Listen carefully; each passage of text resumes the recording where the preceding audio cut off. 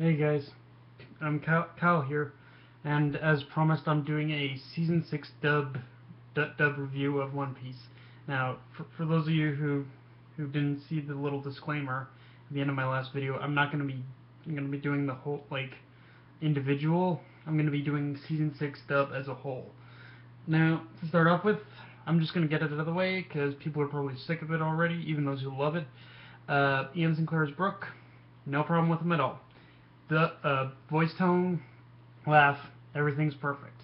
Ian Sinclair was one of the best casting choices, in my opinion, ever made for Funimation's version of One Piece. I mean, all the other guys are good too, but that was like number one for sure, alongside Rob Lucci, alongside Tristan Lebrecht as Rob Lucci, for sure. But yeah, and now the villains.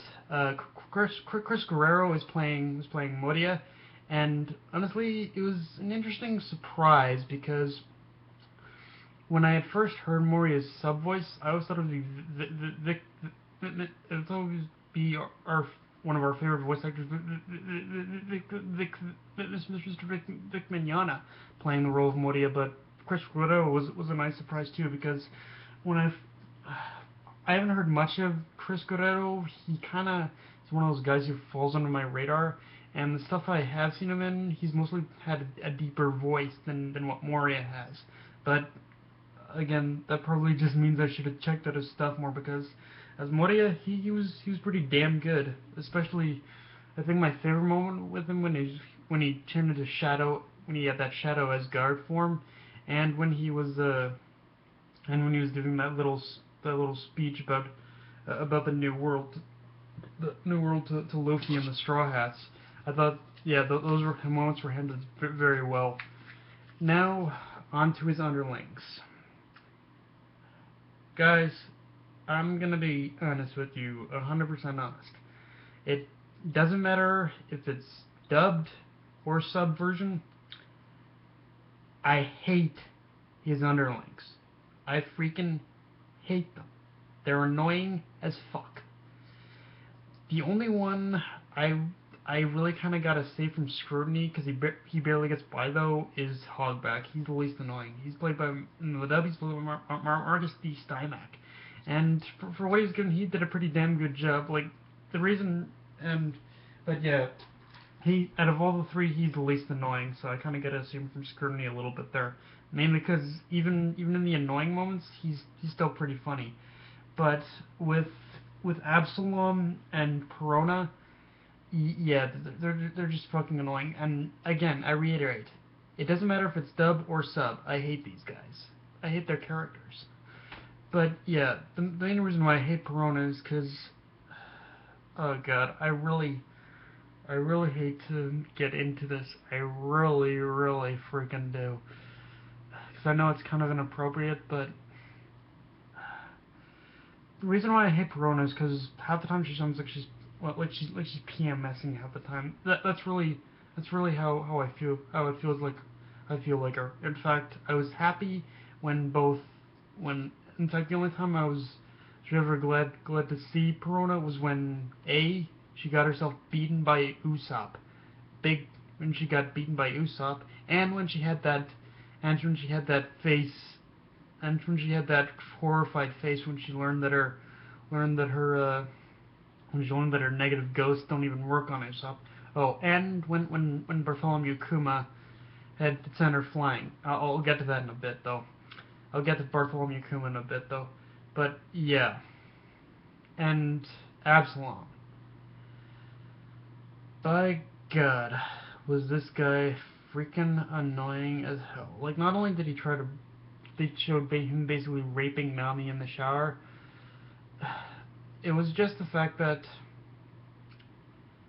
to me, okay, Sanji fans might hate me, but I'll take it.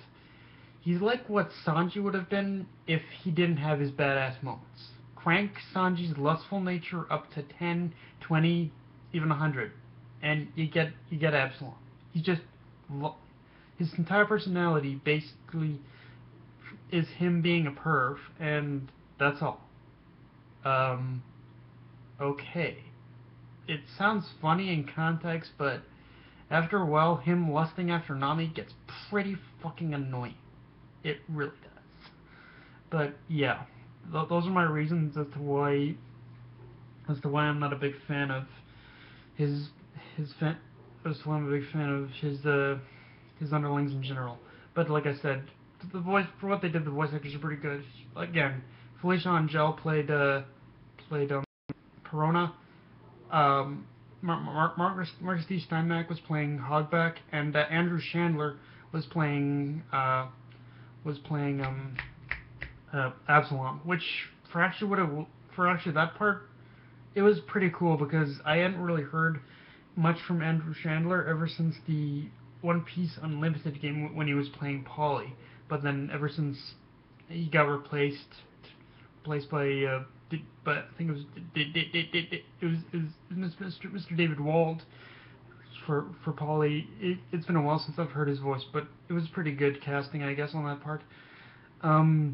Another cool thing is that as far as the Straw Hat zombies go, they did a pretty cool thing where they decided to have the Straw Hat voice actors also voice their zombie counterparts. I think ones I really like the most are Ian Sinclair's Ryuma, Colleen Clink and Beard as Oars. Oh my god, hilarious! Like, many people, including myself, are just okay with Colleen playing Luffy, but him playing Oars, I'm sorry, that was freaking hilarious. I don't care what you say. And Eric Vale playing the zombie penguin Sanji, I guess you could say he was.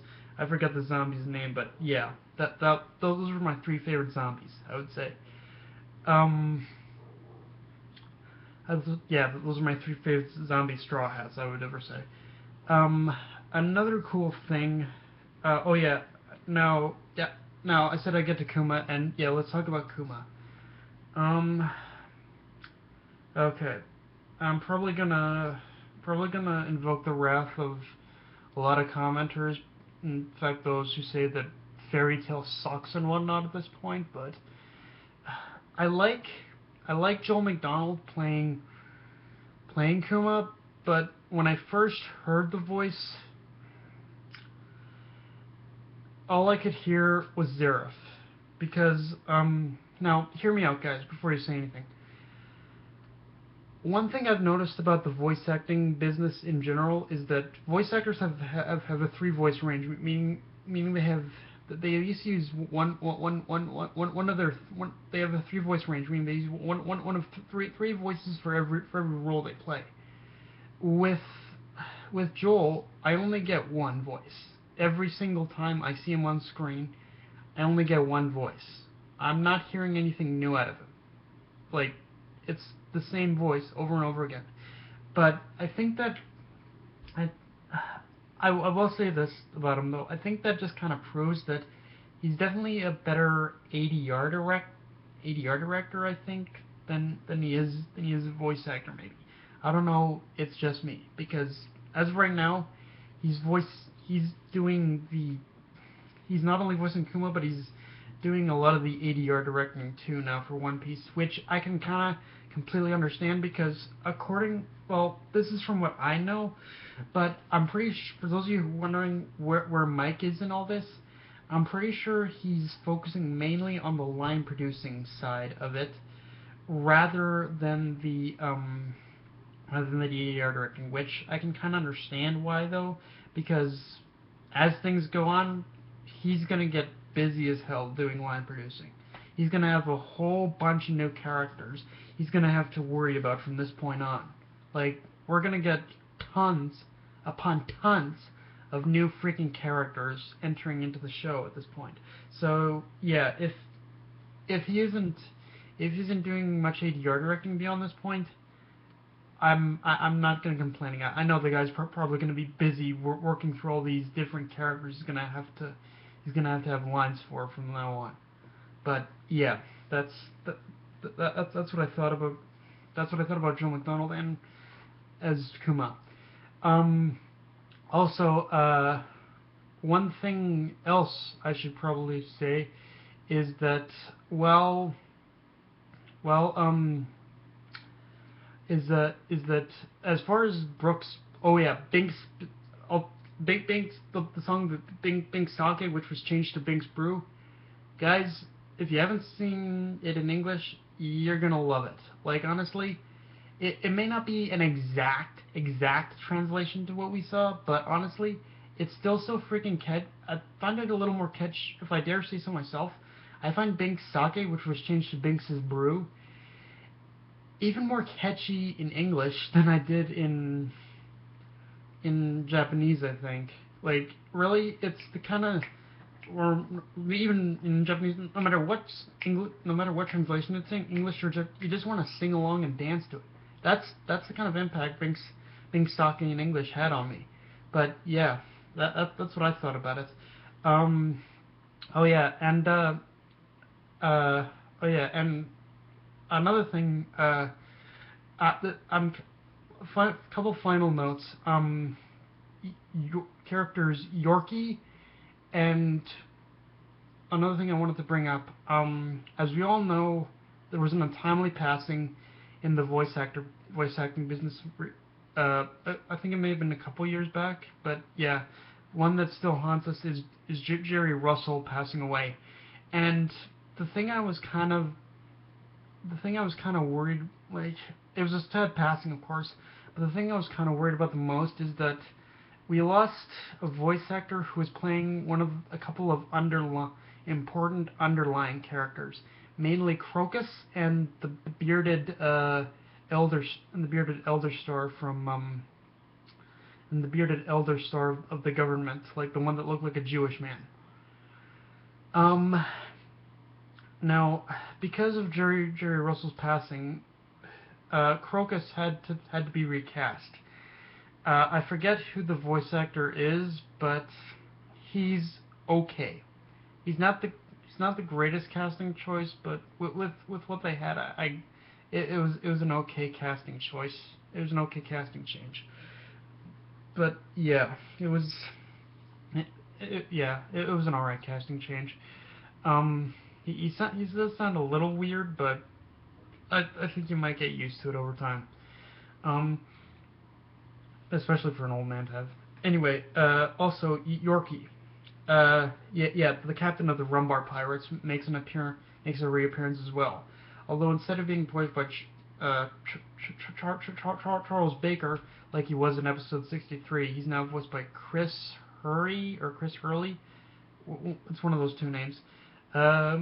He was actually pretty good. I think I like again. It was only like a single scene and whatnot, so you can't really make too much of a opinion on a voice actor from like almost a single scene. But Chris Hurley was an acceptable, was definitely a pretty good voice change.